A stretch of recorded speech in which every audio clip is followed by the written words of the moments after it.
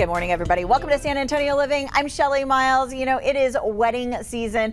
And although weddings are very exciting, planning and executing a wedding is very tricky. So to alleviate some quandaries and to address some very specific dilemmas, we have collected some questions from brides, from the mother of the bride and the mother of the groom, and even the wedding party. Our etiquette expert, Diane Gottsman, is here with some answers. It's good to see you. Good to see you. Oh, this can be very tricky, right? I mean, it's always exciting when you find out a wedding is happening, but then we run into sticky situations with who is supposed to do what all the time. So let's start right there. These are questions from our viewers this morning. So Diane, once and for all, who is not supposed to host a bridal shower? I think that's the easier way to ask it, right? So traditionally, the mom, the mother of the bride or the mother of the groom were not, and are still, I say, still should not host the shower if there's someone else to do it.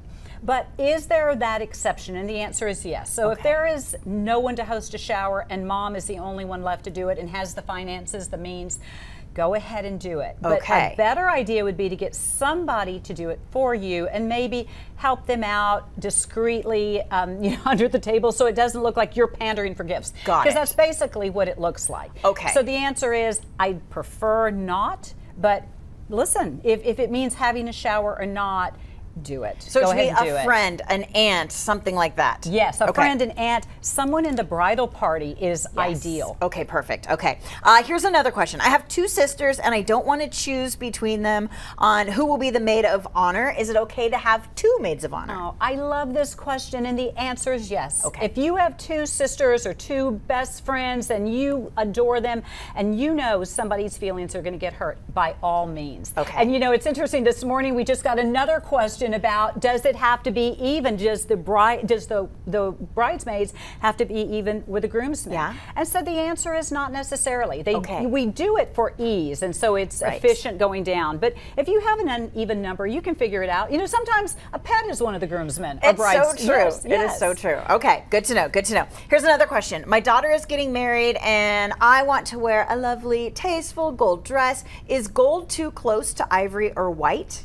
Okay, so I'm going through this right now. So my daughter's getting married in December, and I have a lovely gold dress, so I identify with this. I did not, but I identify with it. And so if in fact it is gold and not ivory looking, so take a picture. Take a picture of yourself, and if it looks white or ivory, the answer is no.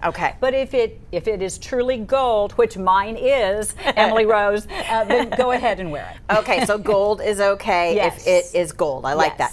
All right, I've got a question about last minute invites. Some of our RSVPs have backed out and we have room for other people we didn't originally invite.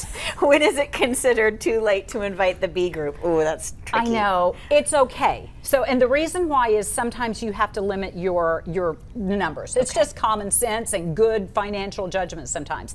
But if you have all these RSVPs that backed out and you want some friends to come that you couldn't originally put on the first rung, the A group, I hate that A group, B group, go ahead and call them and say, listen, we have some people that are backed out. I know you probably have plans, but if you don't, we'd love for you to be with us. That way it doesn't put pressure on them. They don't feel like, oh gosh, I am a last minute. They knew that they weren't on that list because there was a reason why. So go ahead and ask. Okay, what about this one? I'm throwing this one in because we've seen this happen. So you have a couple that's long time dating, right? Yes. And one part of the couple is in a wedding and the other one isn't and not invited to the wedding. How do you smooth that over? That's sticky because if they're not invited to the wedding, there's something wrong with that relationship between the bride and groom and that person. So who should ask? The person in the wedding? So the person in the wedding, if they are inviting someone to be in their wedding party and they're in a committed, that's the clue, committed relationship, and that other person is not invited, I don't know. I think I'd be a little bit put off if I said yes and left, and they said left and left you at home. Good to know. So there's lots of dynamics going on there. Good to know. All right, here's another question. When do you tip the wedding vendors? Is that happening before, during, or after? So when they're on the dance floor, when the wedding vendors have already, now no vendor is going to be on the dance floor, but when people are on the dance floor and the reception is almost over, start tipping, start handing out the envelopes. And by the way, here's a key.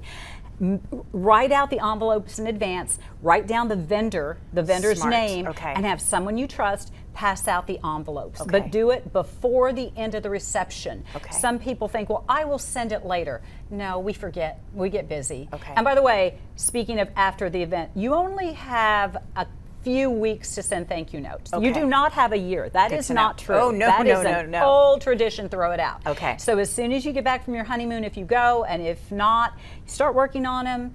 2 to 3 weeks is optimum. 1 month is your window. Okay. If you are at a wedding and there's an open bar and a tip jar there, are you required to tip? Is that tacky? It's tacky. Yeah. So do not put a tip jar at your wedding. Okay. So it's up to the hosts, which would be the parents or the bride and groom, whoever is hosting it, because sometimes bride and grooms pay for it themselves. You pay gratuity to that bartender with the cost of the service. Okay. Don't put a tip jar there because some people don't carry cash. Yes, absolutely. All right, great information. Hopefully we've cleared some things up for you. If you still have questions, you can find Diane. She is a national etiquette expert at the Protocol School of Texas right here in San Antonio. Visit protocolschooloftexas.com and be sure you're following her on Instagram at Diane Gottsman.